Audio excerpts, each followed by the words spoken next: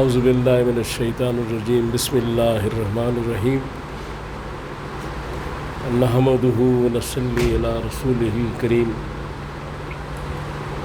انتہائی قابل احترام سامعین و حاضرین، مجھ سے اچھے لوگوں، السلام علیکم ورحمۃ اللہ وبرکاتہ۔ درود شریف پڑھ لیں۔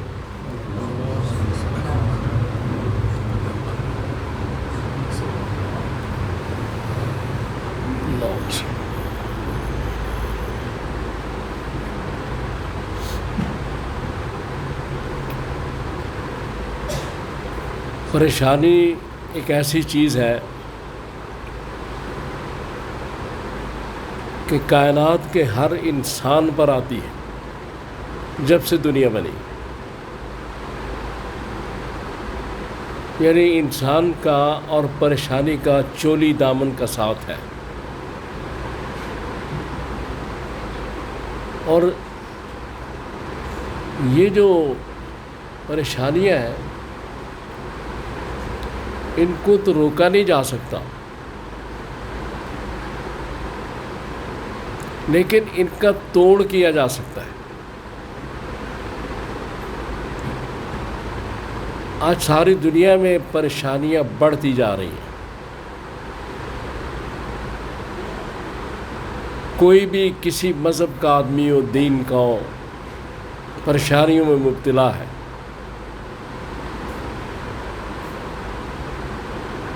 لیکن اسلام اتنا خوبصورت دین ہے،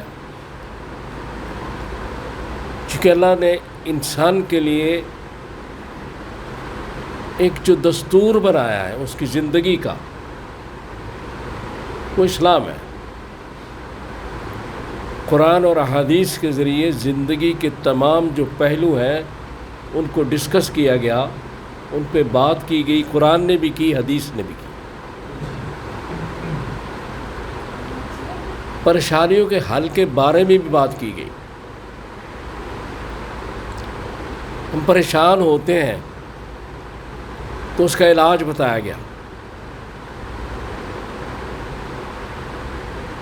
سورہ رات کی آیت نمبر 28 میں کہا گیا، بسم اللہ الرحمن الرحیم، الا بذکر اللہ تطمئن القلوب، کہ اللہ کے ذکر کے علاوہ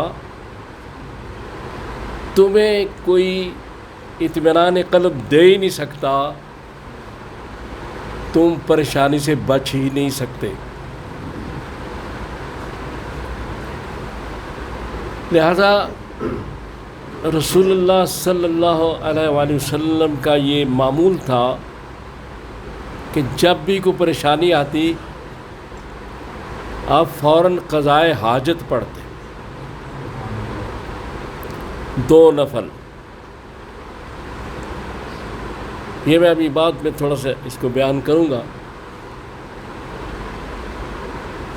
فی الحال میں یہ بات جو کر رہا ہوں اس کے لیے جو بڑی امپارٹنٹ اور ضروری چیز ہے وہ یہ ہے کہ اللہ پر مکمل ایمان ہو، پورا بھروسہ ہو، پورا توکل ہو اللہ پر۔ یعنی اگر ہمارے پاس گاڑی بھی موجود ہے، گاڑی بھی نئے ماڈل کی ہے، پیٹرول بھی ہے، ڈرائیور بھی ہے۔ پیٹرول تو خیر بہت مہنگا ہو گیا، بہرحال ہے تو صحیح، سب کچھ ہے، لیکن منزل پہ پہنچانا کسی اور کا کام ہے، نہ ڈرائیور کا، نہ گاڑی کا، نہ پیٹرول کا، وہ اللہ رب العزت کا کام ہے۔ ہمارا ایمان ہے، ہم مسلمان ہیں، ہم کسی سے اس پہ نہ بحث کرنا چاہتے ہیں، کسی غیر مسلم سے، لیکن ہمارا اپنا ایمان ہے کہ اللہ کے علاوہ منزل پہ مجھے یا آپ کو کوئی نہیں پہنچا سکتا بغیر اللہ کی توفیق اور اس کی مدد کی۔ تو توکل یہ ہے کہ سامان جو آپ کے اسباب ہیں وہ بھی موجود ہوں، آپ کے پاس، لیکن بھروسہ اللہ کی ذات پر ہو، اسباب نہ ہوں پھر بھی بھروسہ مسبب الاسباب پر، اور اسباب ہوں پھر بھی بھروسہ مسبب الاسباب پر۔ یہ کافر اور مسلمان میں فرق ہے۔ کافر جب دیکھتا ہے کہ میرے پاس اسباب ہیں، سب کچھ ہے، میں تو یہ کام کر لوں گا، لیکن مسلمان جو ہے اس کا ایمان ہوتا ہے کہ سامان بھی ہے، سب کچھ ہے، کام اسی وقت ہوگا جب اللہ کی مرضی اس میں شامل ہے۔ یہ کافر اور مسلمان میں فرق ہے۔ لہذا پریشانی کافر پر بھی آتی ہے، پریشانی مسلمان پر بھی آتی ہے۔ تو مسلمانوں کی پریشانی کے لیے رسول اللہ صلی اللہ علیہ وآلہ وسلم نے طریقہ بتا دیا جو آپ خود کرتے تھے۔ کبھی تشویش ہوتی، کوئی پریشانی ہوتی، تو آپ 2 رکعت نماز قضاء حاجت پڑھتے۔ اس کا طریقہ عام نفل کی طرح 2 رکعت پڑھنی ہے، اس کی نیت کر کے، نیت جو ہے وہ اس کے لیے الفاظ ضروری نہیں ہوتے، دل سے بھی ہو جاتی ہے، الفاظ بھی کہہ لیں، لیکن یہ واجب وغیرہ نہیں ہے، نیت واجب ہے، لازم ہے۔ تو نیت ہو جائے، اس کے بعد نفل پڑھ لیں، ان میں کوئی صورت بھی پڑھیں، سب ٹھیک ہے، لیکن بعض بزرگان دین نے کچھ صورتیں اس کے لیے بتائی ہوئی ہیں، وہ ان کے اپنے کیفیات اور مجاہدات کا نتیجہ ہے، لیکن وہ لازمی نہیں ہے۔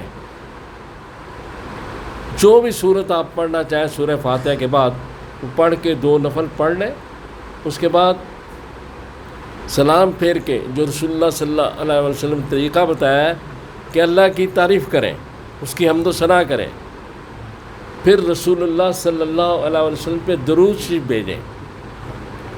اس کے بعد وہ جو مسنون دعا حدیث میں موجود ہے، مارکیٹ میں وہ کتاب ملتی ہے مسنون دعائیں، وہ لے لیں، اس میں وہ موجود ہے دعا، چھوٹی سی دعا ہے، وہ پڑھ لیں، اور پھر اپنی جو ڈیمانڈ ہے، جو آپ کی پریشانی ہے، وہ اللہ کے آگے پیش کر دیں۔ پھر یہ سب اللہ پہ چھوڑ دیں، تو پریشانی جو آپ کی آئی ہے، آپ کو ایسے محسوس ہوگا کہ اس میں ایک دم کمی آنی شروع ہو گئی۔ میں اپنے تجربے کی بات کر رہا ہوں، کمی آ جاتی ہے۔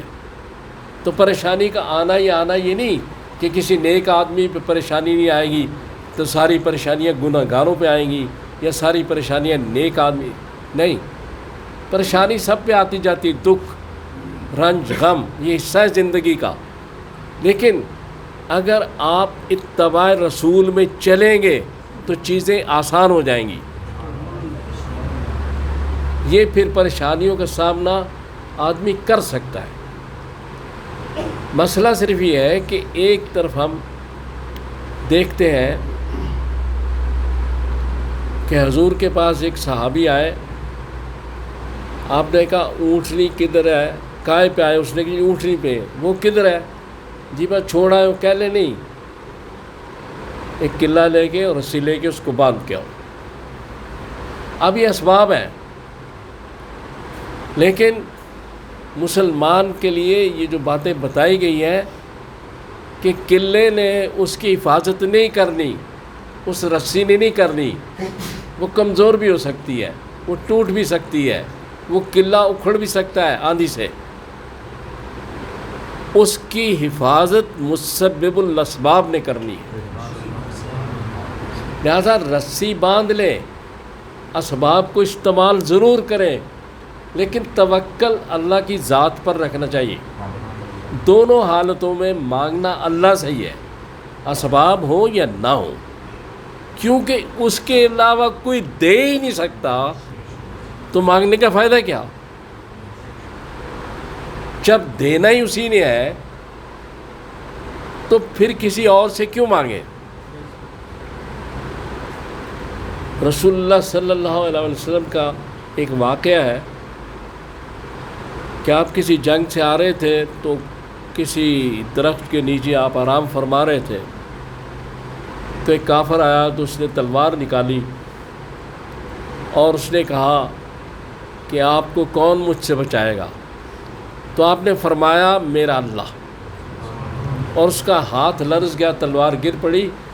اب وہ جو حضور کے چہرے پہ کانفیڈنس تھا، جو اطمینان تھا، جو اعتماد تھا، اس کے باوجود گھبرائے نہیں تھے حضور۔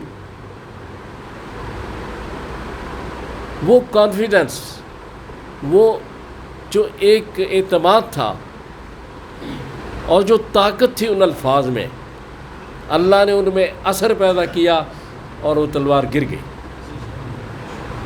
تو چیز یہ ہے کہ دوائی لینا ضروری ہے، میڈیسن لیں، ڈاکٹر کے پاس جائیں، علاج کرائیں، اسباب استعمال کریں، لیکن ایک بات ہم مسلمانوں کو یاد رکھنی چاہیے کہ اس میں تاثیر، اس میں شفا صرف ایک ہی ذات پیدا کر سکتی ہے اور وہ اللہ ہے۔ اس لیے پریشانیاں آتی ہیں، پریشانیاں گزر بھی جاتی ہیں، لیکن جب میں اور آپ اتباع رسول میں ہوں گے تو وہی پریشانی جو ایک مشرک کافر کے لیے سخت پہاڑ بن کے گزرے گی، مجھ سے اور آپ سے وہ پھولوں کی طرح گزر جائے گی۔ تو اللہ سے دعا کریں کہ اللہ تعالیٰ مجھے اور آپ کو توفیق دے کہ میں نے جو باتیں کی ہیں ہم ان پہ عمل کر سکیں۔ صلی اللہ تعالیٰ علی خیر خلقی محمد وعلی و اصحابہ اجمعین برحمتک یا ارحم۔